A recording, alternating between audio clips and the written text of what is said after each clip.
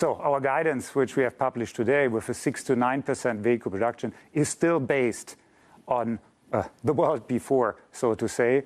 There is the consequences, which we cannot foresee right now or quantify or calculate, of the geopolitical situation in Europe is not part of it.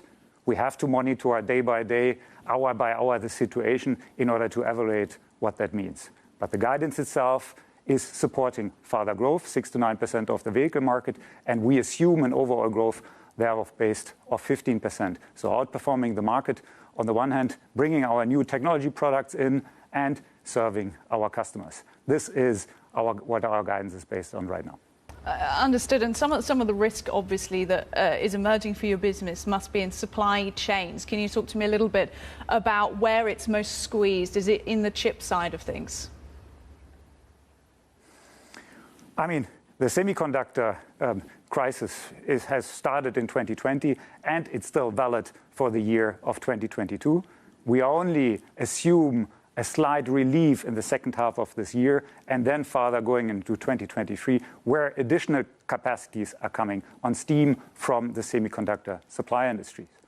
On top to what we have specifically on the automotive side, we see obviously rising energy costs. We see rising rubber input costs of raw materials, which is coming into play. We see in total as a company 2.3 billion euro additional costs coming into 2022, which we have to mitigate on the one hand, and on the other hand, which we have to discuss with our customers in a partnership way.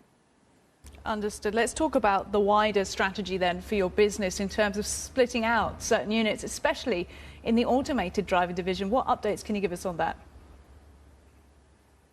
So we have used last year to follow suit our strategy, to further develop the strategy, and we have to adapt it, our structure, to that strategy, which means that we have strong action fields on automotive, and autonomous mobility is one integral part of it.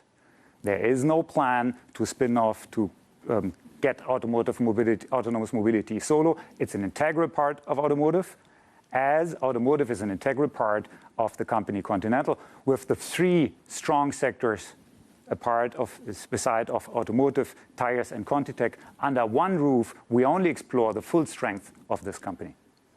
And obviously one of the big headline stories for us today is the price of oil, with the US and UK imposing these import bans on Russian oil and the way that is going to affect the energy market and push prices up. So I want to ask you what the knock-on effects to your business are.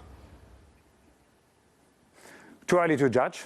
That's why we said as well this disclaimer on our guidance. Our teams are working day and night to mitigate the situation and monitor how we can find alternative supply. What is the situation? How can we mitigate the current rising cost basis which we are seeing? Too early to judge still, and more to come. But as said, the situation changes day by day.